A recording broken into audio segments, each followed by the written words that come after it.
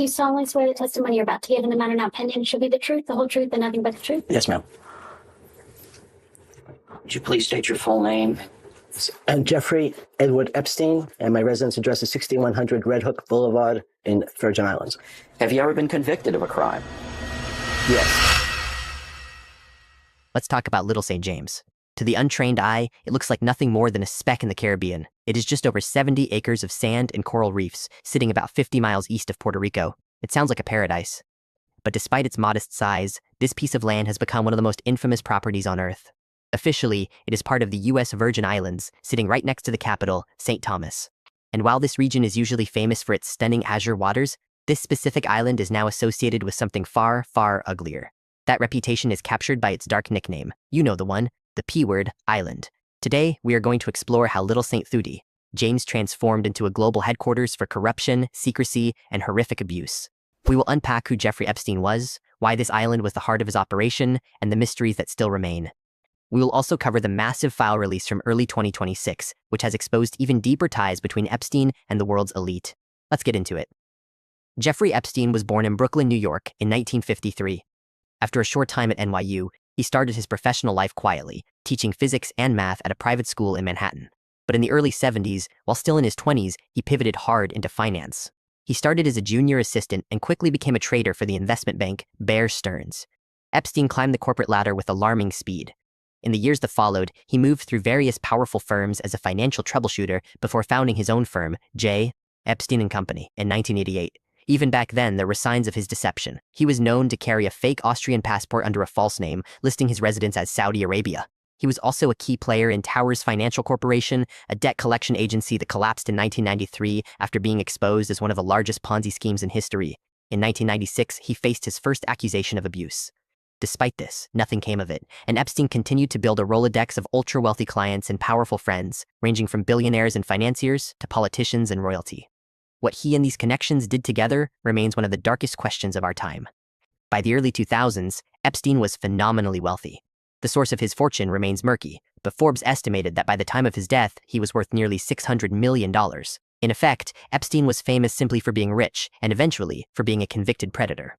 His legal troubles truly began in 2005, when the parents of a 14-year-old girl in Palm Beach, Florida, accused him of abuse. Soon after, more than 50 other women came forward. Yet, Epstein managed to secure a controversial plea deal. He served just 13 months in jail, with a ridiculous 12-hour daily work release, pleading guilty to 2 lesser charges. It was the definition of a sweetheart deal. The leniency of that sentence shocked the public and highlighted how money can warp the justice system. But at the time, it didn't stop him.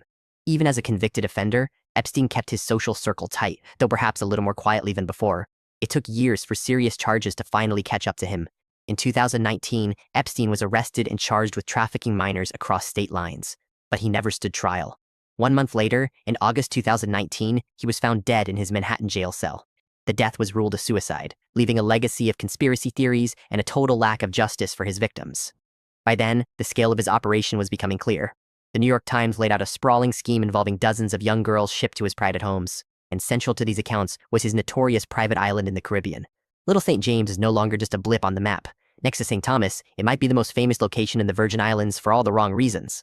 Epstein bought the island for about $8 million in 1998. Over the decades, he turned it into a private fortress, complete with guest houses and secluded coves perfect for secrecy. What is less well known is that Epstein also owned the island's larger twin, Great St. James, which he bought for $22 million in 2016.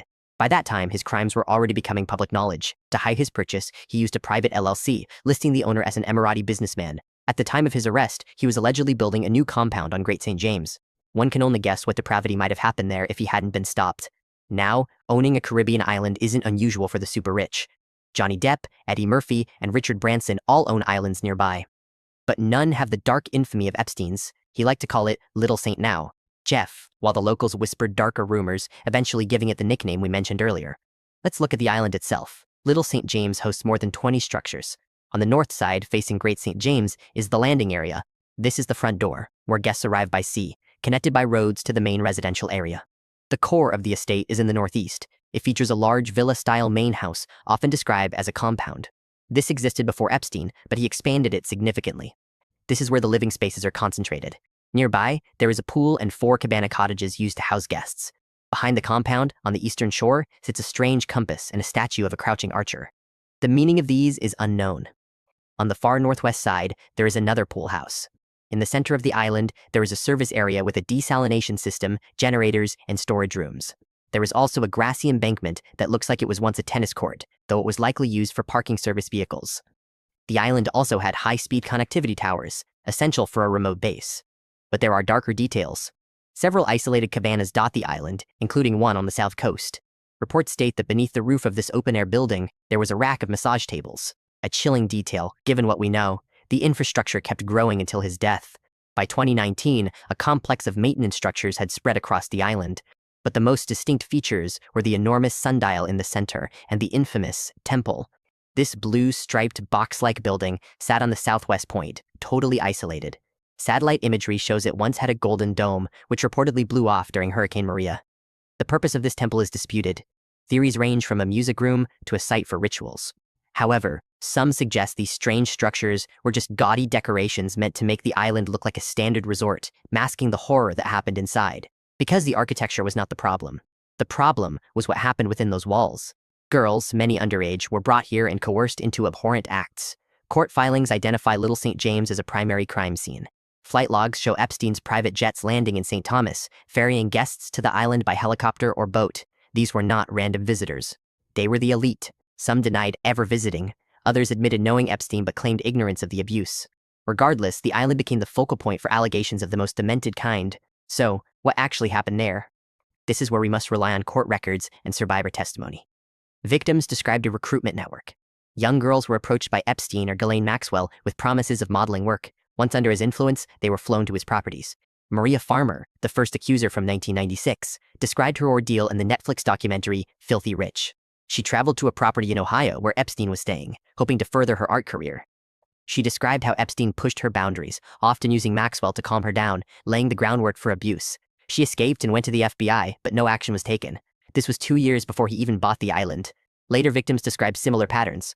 Model Lisa Phillips said she was invited to the island in the early 2000s, where she was lavished with attention before being coerced into performing massages and being abused.